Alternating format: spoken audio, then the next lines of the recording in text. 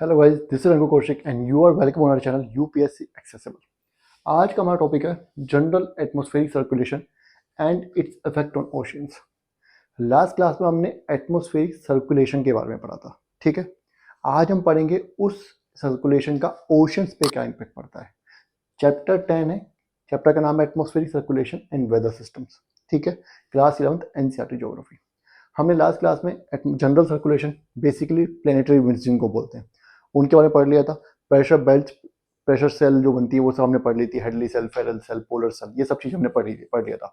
Easterlies, westerlies, polar easterlies क्या होते हैं, ठीक है। आज हम पढ़ने वाले हैं कि उस सर्कुलेशन में चेंजेस होते हैं थोड़े बहुत, तो क्या इम्पैक्ट पड़ता है, ठीक है। क्या बोल रहा है, warming and cooling of Pacific ocean is the most important in terms of general atmospheric circulation.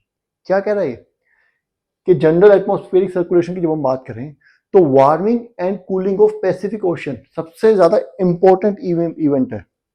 कैसे कैसे वो ऐसे कि देखो, जब विंड्स एक जगह से दूसरी जगह ब्लो करेंगी तो एनर्जी, हीट को एक जगह से दूसरी जगह लेके जाएंगे, ट्रांसपोर्ट करेंगी, ये हमें पता है, ठीक है। तो ओशन का वार्मिंग भी होगी और कूलिंग भी होगी, समझ रहे हो, हैं।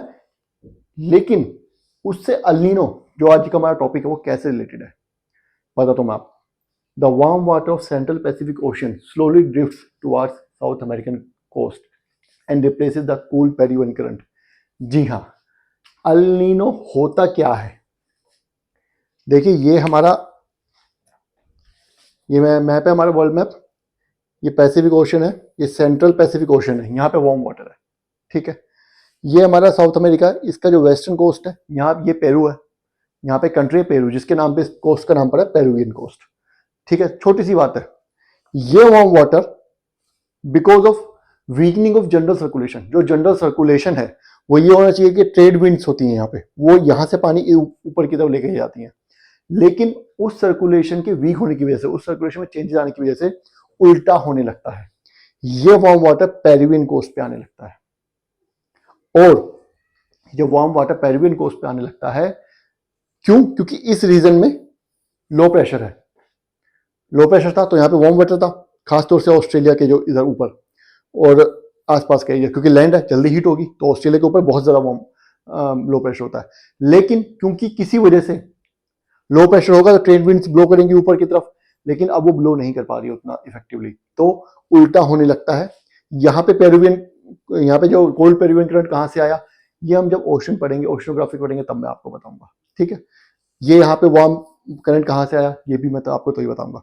अभी बस आपको इतना ध्यान रखना है कि ये वार्म वाटर जो यहाँ पे है पैसिफिक ओशन में बीचों बीच, वो पेरिवियन कोस्ट पे आ जाता है, इसको हम अल नीनो बोलते हैं।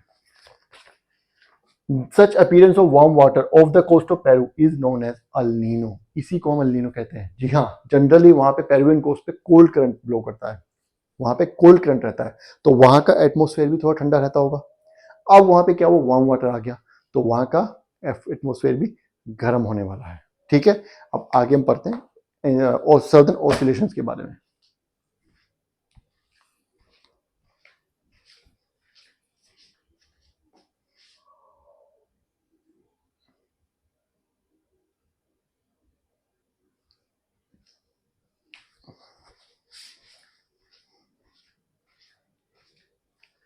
चलिए, अल नीनो हमने पढ़ लिया, अगला हमारा आता है सदर्न ऑसिलेशन। सदर्न ऑसिलेशन क्या होता है? The event, the El Nino event is closely associated with pressure changes in central Pacific and Australia, ठीक है। This change in pressure condition over Pacific is known as southern oscillation.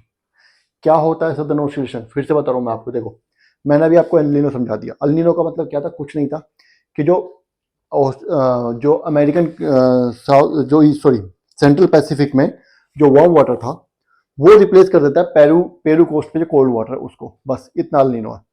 अब जब ऐसा होगा तो पेरू कोस्ट पे जहां पहले कोल्ड वाटर था, इसका मतलब वहां पे हाई प्रेशर था, वहां पे लो प्रेशर नहीं था, हवा ऊपर नहीं जा रही थी, कन्वेक्शन करंट्स नहीं डेवलप करते क्योंकि टेम्परेचर कम होगा, है ना।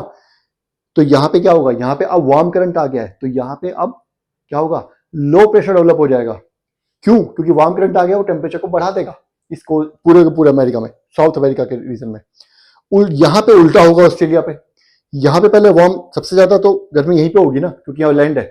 यहाँ पे पहले वार्म वाटर था ऑस्ट्रेलियन कोस्ट पे, लेकिन अब क्या होगा यहाँ पे, क्योंकि वार्म वाटर इधर आ गया है तो कंपैरेटिवली यहाँ पे ठंडा हो जाएगा और यहाँ पे हाई प्रेशर डेवलप हो जाएगा कंपैरेटिवली, मतलब लो प्रेशर अब उतना नहीं रहेगा। समझ आया? तो ये क्या हुआ, प्रेशर चेंजेस आ गए। ये प्रेशर चेंजेस जो हो रहे हैं पैसिफिक ओशन में अल नीनो की वजह से, उनको हम बोलते हैं सदर्न ओसिलेशन। इसको हम सदर्न ओसिलेशन बोलते हैं। अब एक यहाँ पे कौन नई टर्म आ रही है, सदर्न ओसिलेशन समझ आ गया, अल नीनो क्लियर हो गया, सदर्न ओसिलेशन क्लियर हो गया। अब यहाँ पे एक और टर्म आ रही है एनसो। ये एनसो क्या चीज है? देखो मैंने आपको अल नीनो बता दिया कि सेंट्रल पैसिफिक से पेरू कोस्ट जो यहाँ पे है, ये ऑस्ट्रेलिया है, ये हमारा पेरू कोस्ट है, यहां से जो वार्म वाटर हो पेरू कोस्ट पे आ जाएगा। जनरली उल्टा होता है, ठीक है, लेकिन क्योंकि यहाँ पे ट्रेड विंड्स वीक हो गई हैं, जो विंड पैटर्न है, जनरल सर्कुलेशन जो एटमॉस्फेयर का वो चेंज हो गया, उसकी वजह से उल्टा हो जाएगा और ये वार्म वाटर यहाँ पे आ जाएगा, जिसकी वजह से कोल्ड वाटर यहाँ पे था वो रिप्लेस कर देगा वार्म वाटर। तो प्रेशर चेंजेस हो जाएंगे, प्रेशर चेंज होगा। यहाँ पे पहले वार्म वाटर था, इसका टेम्परेचर कम था, अब यहाँ पे टेम्परेचर बढ़ जाएगा, यहाँ पे टेम्परेचर बढ़ेगा तो लो प्रेशर हो जाएगा। Earlier it was high pressure, पहले यहाँ पे हाई प्रेशर था, यहाँ पे पहले लो प्रेशर था, लेकिन क्योंकि वार्म वाटर यहां से इधर आ गया है, एनर्जी कम हो गई है, तो यहाँ पे अब हाई प्रेशर हो जाएगा। तो अल नीनो की वजह से क्या हुआ, प्रेशर चेंजेस आए, जिसको हमने सदर्न ओसिलेशन बोला। अल नीनो और ये प्रेशर चेंजेस का जो कंबाइंड इंपैक्ट है, इसको हम एनसो बोलते हैं। अल नीनो बता दिया, अल नीनो की वजह से प्रेशर चेंजेस आए, उसको सदर्न ओसिलेशन बोलते हैं। El Nino plus that southern oscillation का जो कंबाइंड इंपैक्ट पड़ेगा, the combined phenomena of southern oscillation and El Nino is known as ENSO. बस इतनी सी बात है। अब यहां पे आया कि हम पढ़ क्यों रहे हैं, क्योंकि एनसो जो है इसकी वजह से हमारे वेदर पे बहुत बड़ा इंपैक्ट पड़ता है। क्या इंपैक्ट पड़ने वाला है वो मैं आपको भी बताता हूं।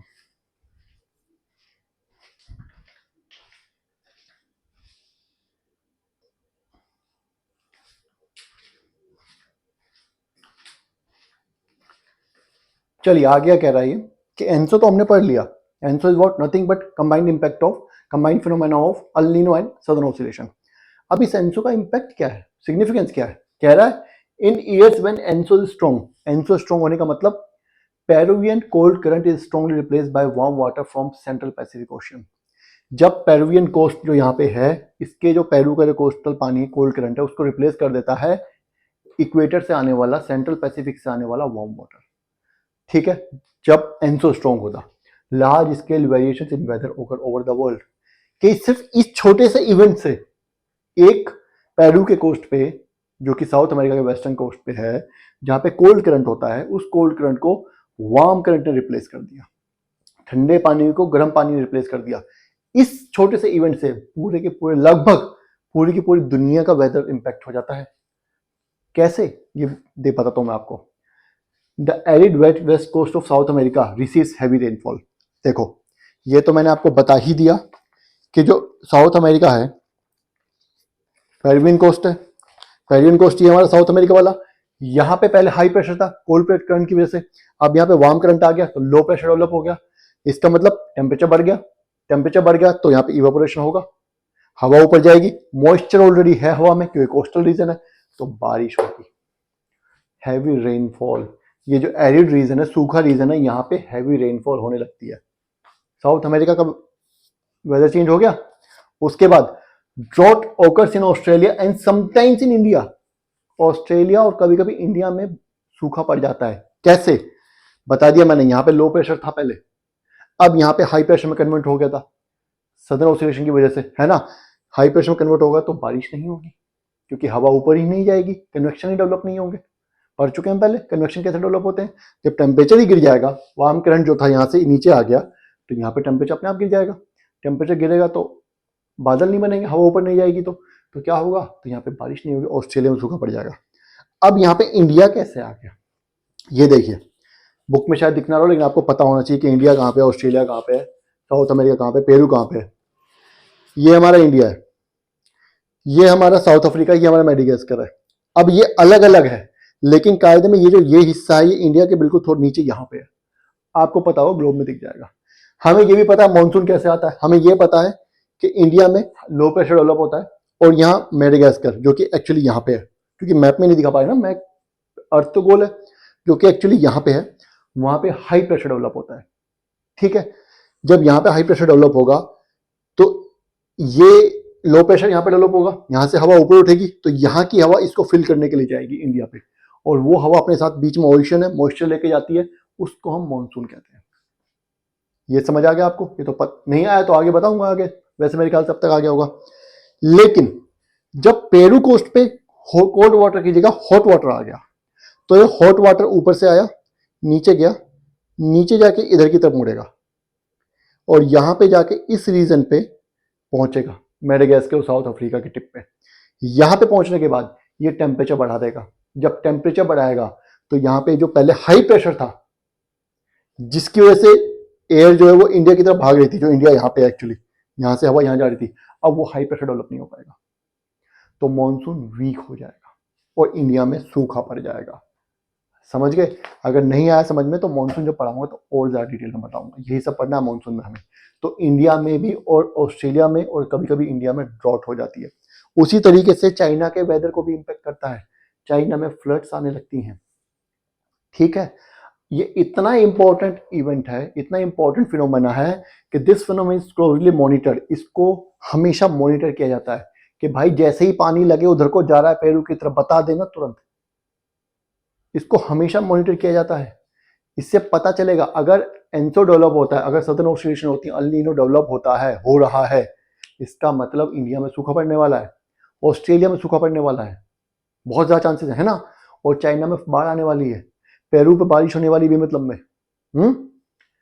It is use for long range forecasting in major parts of the world. देखो कितने सारे कॉन्टिनेंट, अफ्रीका को भी इंपैक्ट कर रहा है, एशिया को भी इंपैक्ट कर रहा है, अमेरिका को तो कर ही रहा है, ऑस्ट्रेलिया को कर रहा है, 4 कॉन्टिनेंट को डायरेक्ट इंपैक्ट कर रहा है।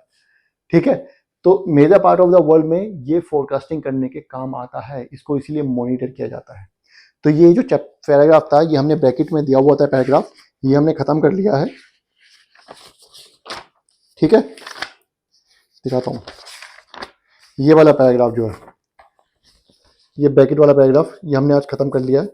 ठीक है, अब ये देखो यहाँ पे क्या बोल रहा है, चैप्टर का नाम है एटमॉस्फेरिक सर्कुलेशन। एटमॉस्फेरिक सर्कुलेशन और उसका वेदर सिस्टम पे क्या इंपैक्ट पड़ रहा है। चैप्टर का नाम क्या है? Atmospheric circulation, weather system. जब एटमॉस्फेरिक सर्कुलेशन होगा तो वेदर सिस्टम डेवलप होंगे, जैसा सर्कुलेशन वैसा वेदर। और जब सर्कुलेशन में चेंज आएगा तो वेदर भी चेंज हो रहा है कि नहीं हो रहा है ना। इसी तरीके से अगर ये एटमॉस्फेरिक सर्कुलेशन सीजनली चेंज होता है तो सीजन, तो क्या होता है, वेदर भी सीजनली चेंज होने लगता है। Example monsoon. ठीक है, अगला टॉपिक है हमारा seasonal winds and local winds, ये पढ़ना है अगला टॉपिक। समझ गए? तो इसलिए मैंने आपको थोड़ा सा हिंट दे दिया। तो ये आपको समझ आ गया कि जनरल सर्कुलेशन अगर इंपैक्ट होगा तो वेदर भी चेंज होता है। ठीक है, समझा दिया आपको। इस वीडियो में अगर कुछ नहीं समझ आया तो कमेंट कर दीजिएगा, मैं दोबारा बता दूंगा। बाकी अगर वीडियो पसंद आई है तो वीडियो को लाइक करना और चैनल को सब्सक्राइब जरूर करना है। Thank you.